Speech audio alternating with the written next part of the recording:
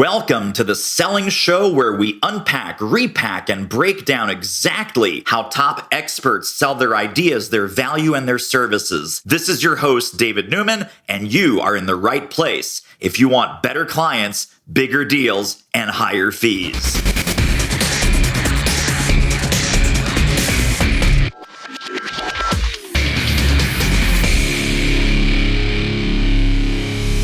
She is here. She is in the house, downstage, upstage, all over the stage, the amazing Annie Schiffmann. Thank you so much for having me. So you are a multi-talented guru of all things social media, digital marketing, marketing strategy. Tell us a little bit about the business and how you came to do the work that you're doing today, and then we'll dig into all of the other goodness behind that. Well, I know that social media marketing, email marketing is relentless. So with my firm, Downstage Media, we help create and automate content so that our clients can have a presence without the pressure. That's the overall idea. Many times then that brings me into more of a marketing strategy idea, like let's zoom out a little bit. Let's figure out exactly where we're going. So that way, all of these different campaigns that we're creating land better and are part of a cohesive unit. And I got started with doing that because initially I had been only doing social media, but I realized there were some other steps that were really important and one didn't work well without the other. So that's kind of the trifecta where I play in the most. Totally fantastic. And one of the things we want to talk about is also, as putting your client hat on as a Do It MBA client, you shared a really, really powerful, really brilliant segment at our last client intensive. And if I can break down the kind of the high level summary and fill in any gaps, please, if I missed anything, it was 3 parts to your recent spate of successes. Number 1, set your goals. Number 2, listen to strategic mentors. And number 3, follow the plan.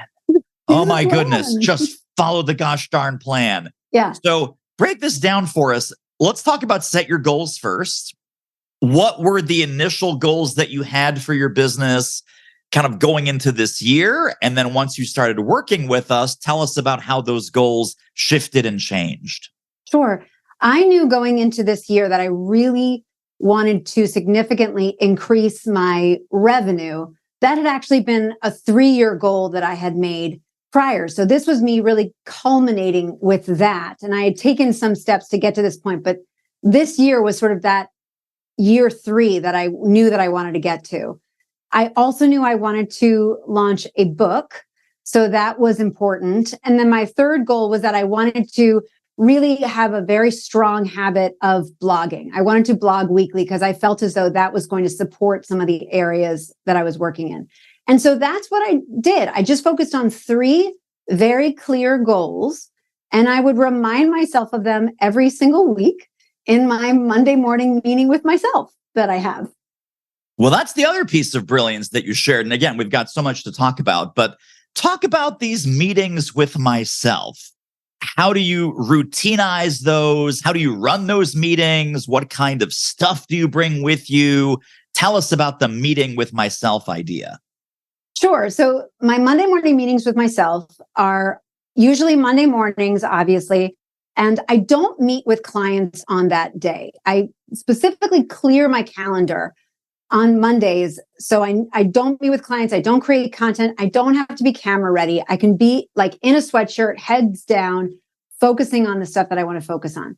I basically took the procedures from the book Traction, which of course is meant for big, huge companies. But as a solopreneur, I still felt like there were some useful tidbits. So I'll do things like I'll remind myself of my goals. I will look to see how much revenue came in that week versus what my goal is.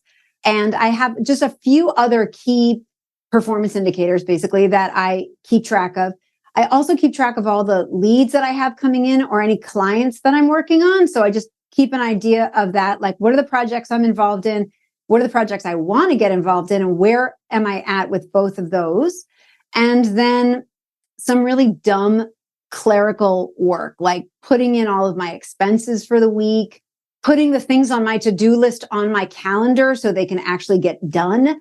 Those are the things that I do. And then also, if I have to pay people out, I'll follow that profit first idea of allocating money or paying myself or paying my subcontractors.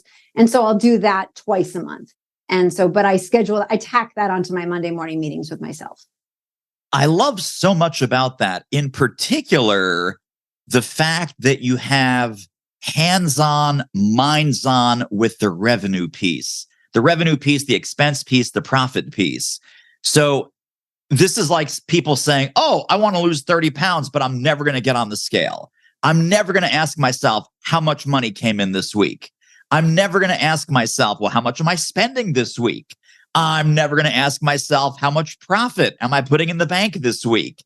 And I'll look at all of that, Annie, when I'm happy with my answers. And that is not how you get there. So you've had the discipline to look at those numbers when you weren't necessarily happy with what you were seeing. Talk about that emotional journey of when you're not happy with the numbers. It would be very easy to stop that practice and go, man, this bums me out every week. I don't like the numbers. The numbers aren't going in the right direction. Let me just put my head down, stop measuring, and start just quote unquote, working on stuff. How did you stay in the game when the numbers weren't in your happy place yet? Well, I never thought that having my own business was going to be easy. So there wasn't really an expectation that the numbers were always going to go up. I do try to point out, like I oftentimes will start a meeting with what was something good that happened this week, right? So, and again, it's just me. And I enter it into a Google Doc. Like I could tell you what the numbers were from my Monday morning meetings like 3 years ago. It's ridiculous, but I still do it. And that helps me at least get in the mindset of just know that. And so much of this, so I have a performing arts background. So much of this, I will say, like, I didn't learn this stuff in theater school. This is how you learn it. This is just part of the process. This is putting in the work. And I don't know, I kind of think it's fun. Well, it's much more fun now that the numbers are going up. But for a while, yeah, like you feel like you're in the weeds, but I can usually find something that I'm excited about or something that still motivates me to do it week in, week out, because I see overall that discipline is better than not having anything.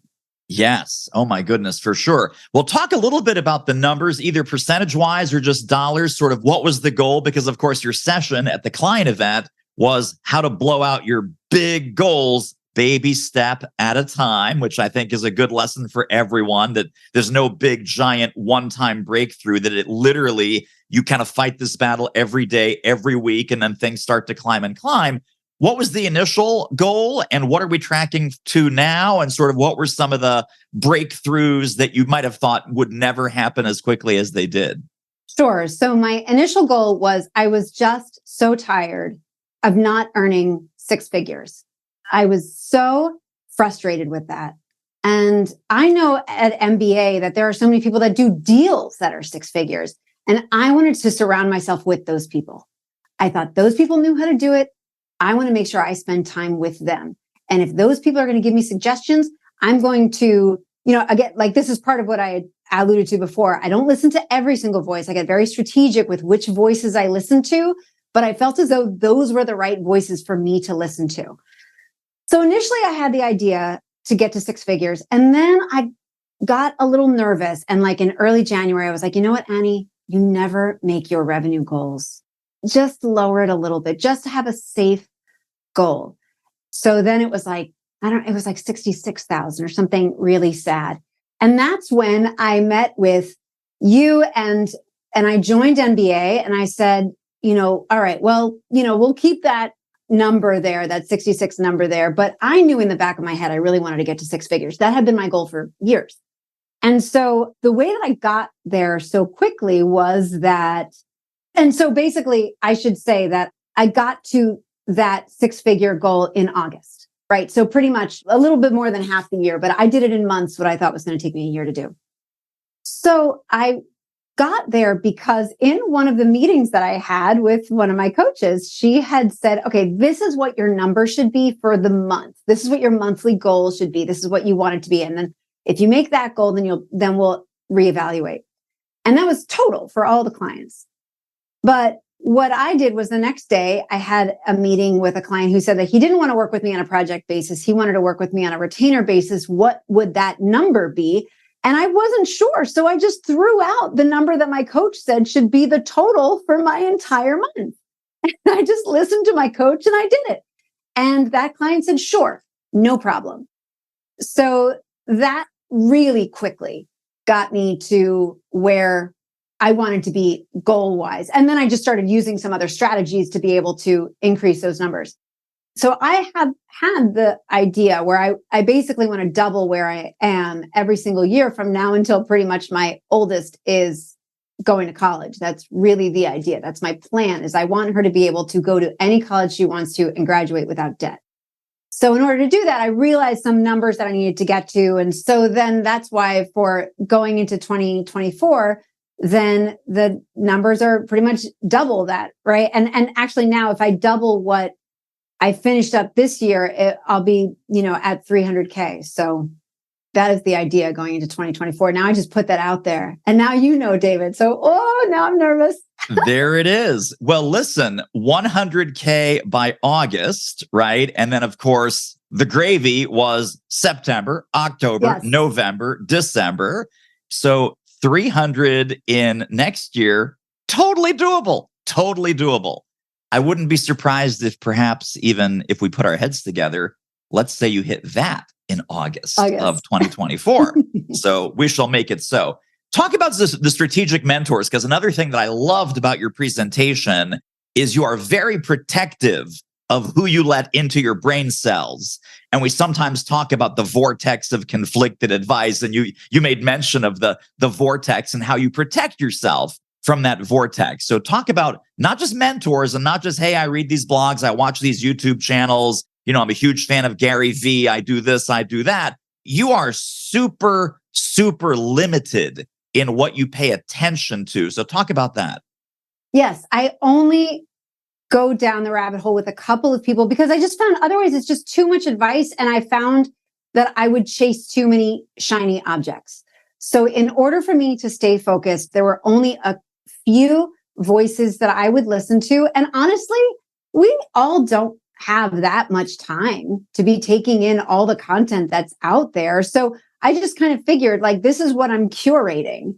I'm going to listen to this podcast by this person, and I'm going to listen to this audiobook by that person, and I'm going to attend this meeting with this person. And that's it. Everybody else, I'm sure that they have wonderful ideas. And I'm sure that I could do so much with their great nuggets of inspiration, but I can't do everything. I am a one-woman show. And so I had to pick and choose. Are you loving this interview as much as I am? Holy smokes. Hey, you know what this reminds me of? There's a fantastic sales book that you got to get your hands on right here, right now. It's called Do It Selling. How do I know it's great? Well, I wrote it and you need to read it. Pop over right now to doitselling.com. Now, back to our interview. And the other insight that you shared is no one is going to give you time. You make the time. And that's that same discipline around your morning routine. But talk a little bit about how that manifests in other parts of your business and your life. Sure. So I have two children that are still they can't drive themselves anywhere yet. So I have a middle schooler and an elementary school kid. And so I've got those two. And my husband travels a great deal. So I pretty much have to be very protective of my calendar. And so I realized that I didn't want, so for example, for my book writing sessions, I don't have that much time during my workday. And I knew that that wasn't necessarily income producing activity in the moment. So I knew that I had to find time to do that. So this was part of my presentation that I feel like you need to take your time, right? There's a way that you can take your time and go slowly, but also take hold of your time. And so I decided that I was just going to wake up early, and I figured out for me how I could carve out that time, still be there for my kids when I needed to be, and give them a little bit more autonomy than I had been giving them before, and still be able to get what I needed to get done accomplished. So for me, that looked like I would wake up and I would write for an hour every morning, or I would work on the book for an hour every morning. That was my plan.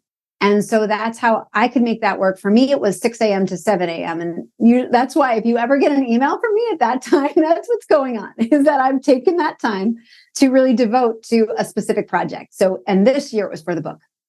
Well, let's talk about the book. In fact, there's two things I want to say about the book. Number one, I do want to hear about the book because it's amazing. Simple Social Media.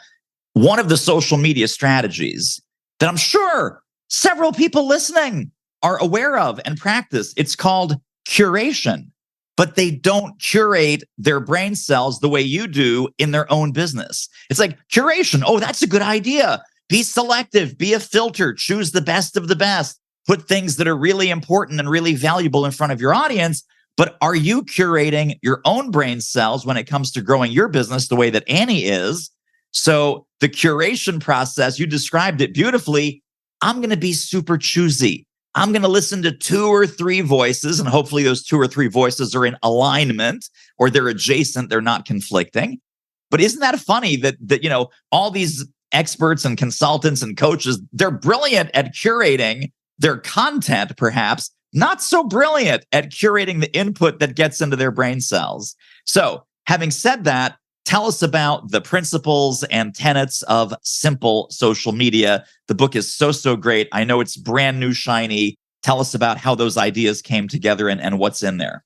Sure. Well, Simple Social Media came to me because I had been creating content for clients, and I realized that I didn't have a lot of time with the clients I was creating content for. So if I had one meeting with them, what were the different categories of content that I needed to hit to make sure that it was going to help the business and I was going to basically earn my keep for another month? And so I realized that even though certain social media platforms would come and go, and even though certain features would come and go, like, a few years ago, we were all talking about live video, and now we're all talking about reels, and who knows what we're going to be talking about next year this time. But I realized that if you put your content in certain buckets, that was going to help your business. And then I realized that if you created those pieces of content in batches and not just schedule them out, but automate them, you could not have to spend hours and hours and hours every single week or every single month creating content. You could just come up with a few ideas, put them in each one of the buckets, make a few variations on a theme, and schedule it out or automate it out.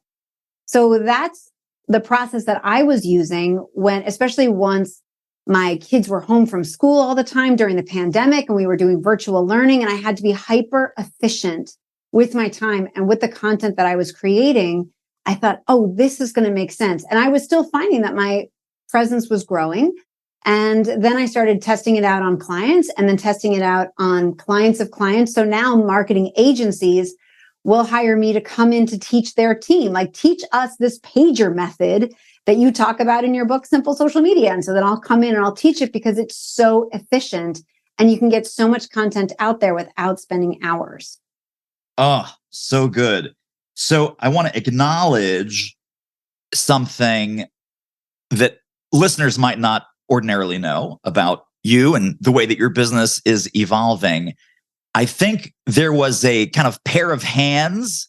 A lot of clients would come to you and, like you said earlier in our interview, hey, Annie, we need an email marketing program. Hey, Annie, we need like a blogging thing. We want someone to manage our social. We want a pair of hands to come in and just do this work.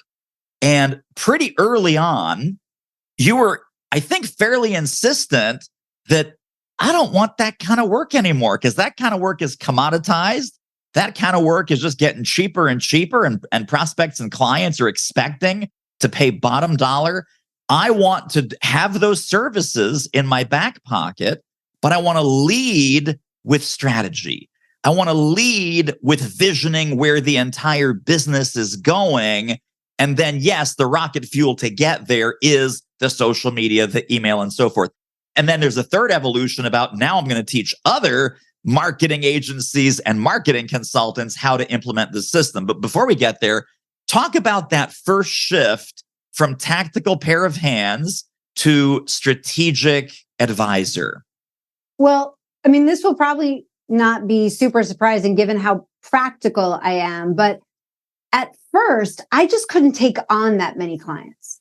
And I couldn't find the price point that was going to work where my company would be able to charge a certain amount and hire a subcontractor to do it.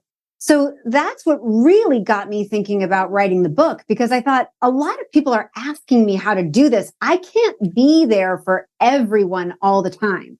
So that got me more into that space. And so that's when I started working with all kinds of companies to teach them this method, like a financial tech company and an investment capital firm and all these different companies that were just like, just teach us your method and tell us how this all fits in. Like, how does it actually fit into all of the other stuff that we're doing? Where does this go in the process?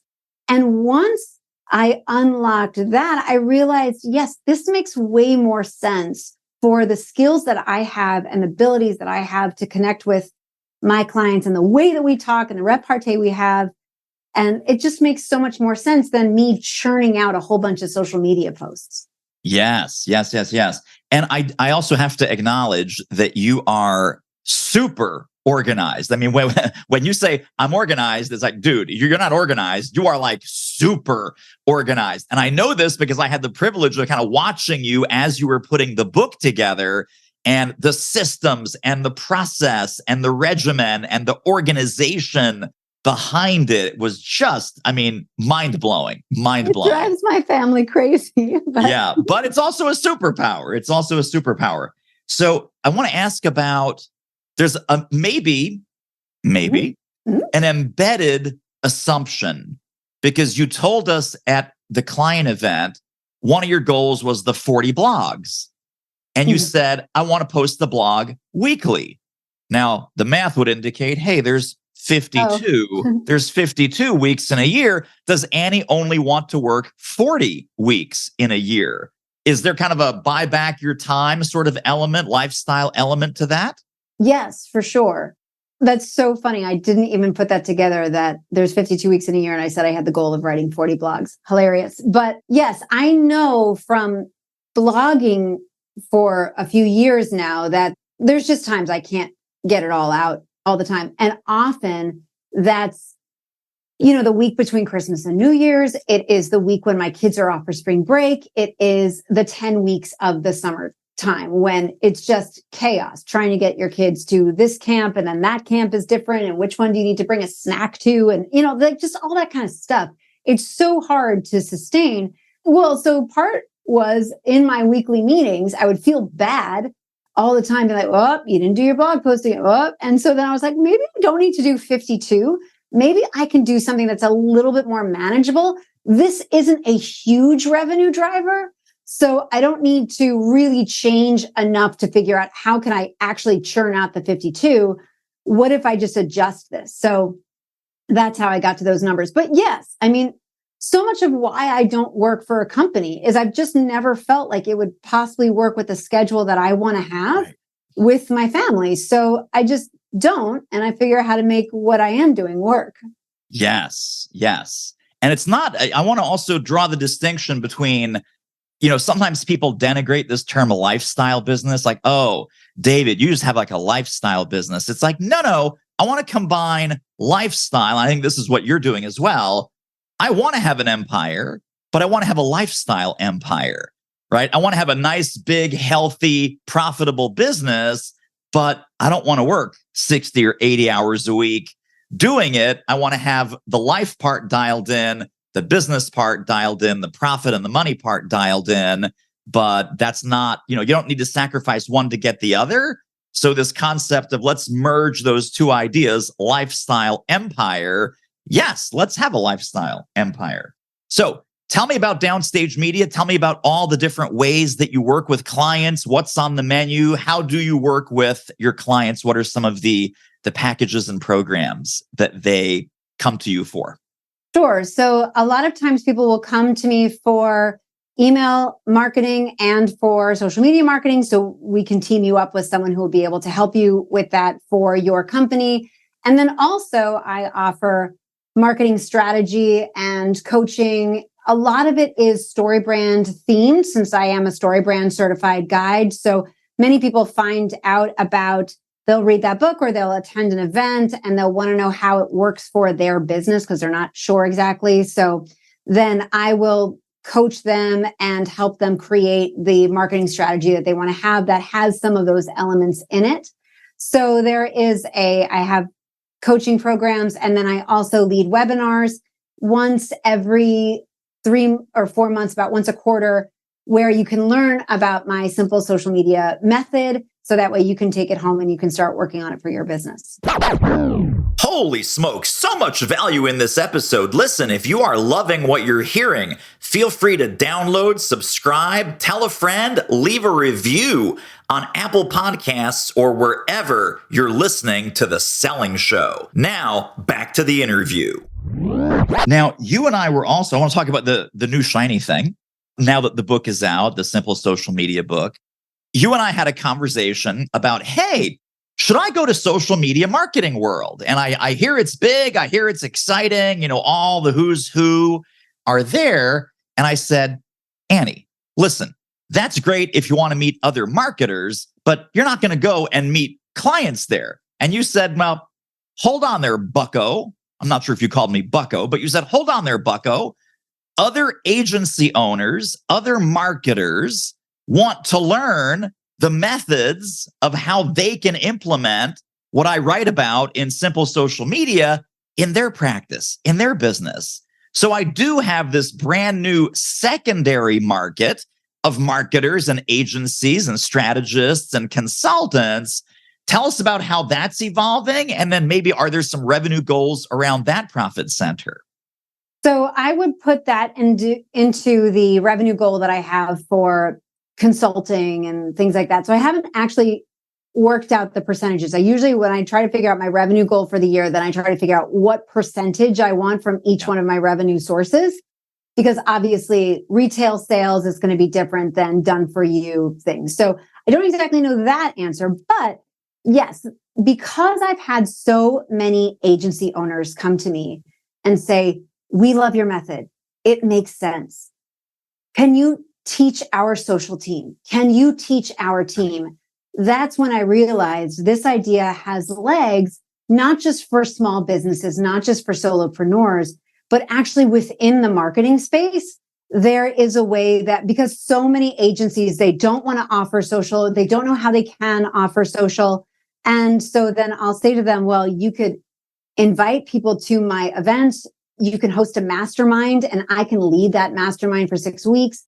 I can host something for your team. So I realized that just to make things easier for other marketing agencies, because everyone knows how it's just as important to have a social media presence in today's world as it was to have like a nice, clean, shiny lobby 25 years ago in your actual office, right? So it's still important, but so many marketing agencies can't figure out how to make it make sense. And so this is a way that they can make it make sense. And I just felt like at Social Media Marketing World, probably those are the people that are attending, are people who are running an agency.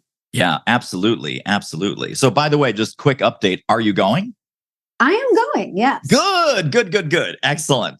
I'm glad that you didn't listen to my no, that's only for agency people. You don't want to go to that. You don't want to go to that. That's where all the dirty, filthy people go. I've gone twice. That's where all the dirty, filthy people go. All those professional liars called marketers.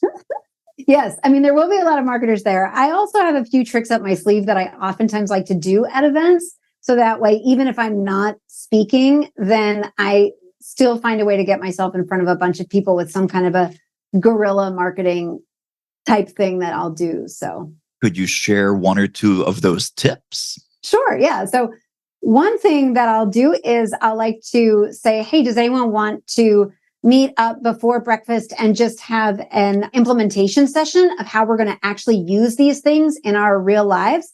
And like once we leave today, sort of answer that breakfast club question, how, what's it going to be like when we leave here? So that's oftentimes something that I'll do to network with a bunch of people. And I'll oftentimes create like a landing page or something. So that way I'll collect their email addresses and they'll get into my list. But then I'll also know how many donuts to order, right? That kind of a thing. Recently, I was at an event that I did not speak at, but I created my whole book, Simple Social Media, has a 90s bend to it. It has like a 90s nostalgia theme. So I created a zine, which like in the 90s was like a magazine that was very DIY. Yeah. And so I thought, great, I could do something DIY. I'm self-publishing this book anyway. So I created a zine that was a cheat sheet for my book. And so I passed that out to people. It has a QR code on it, of course, to pre-order the book, but for an 80s and 90s themed playlist that they could listen to and hear like some of the rockin' tunes that I mention in the book and have marketing concepts around, but just if you would just want to listen to it. And of course, that is attached to a landing page in order to get to the playlist. And so that's another way that I could collect leads. So smart. Oh my gosh. I love all of those ideas. And that is total guerrilla marketing, very creative, well thought out, but very, very creative and fun. Well, tell people how can they get connected and stay connected to more Annie Schiffmann brilliance. Give us the website, where to get the book, all your socials. We'll put all of those in the show notes, but where would you like to send people if they want more Annie genius? So you can go to simplesocialmediabook.com. That will not only get you the book, but get you access to me as well. I have a lot of free resources in there too. So feel free to grab those. They make sense even if you haven't read the book, but they will absolutely supplement what you're reading in the book. So head to simplesocialmediabook.com. And then you can find me on LinkedIn or Instagram. Those are the two social media platforms that I'm on. And just Schiffmann has a lot of extra letters. So check the show notes if you're looking for the spelling. Extra letters. I love it. Well, my friend, you continue to be an inspiration. You continue to be a brilliant mentor to mentors. And I just appreciate you a whole big bunch. Oh, thank you so much. I appreciate you. You are, I mean, I didn't say this, but I felt it went without saying, but I'll say it now.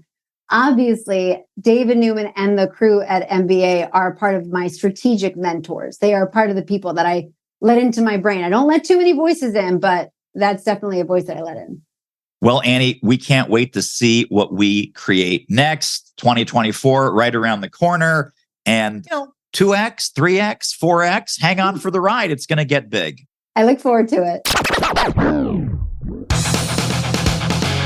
And that wraps up another episode of The Selling Show. Hey, tell you what, if you like us, rate us and review us on Apple Podcasts, subscribe, tell a friend, go grab the notes and downloads and extras at thesellingshow.com. See you next time.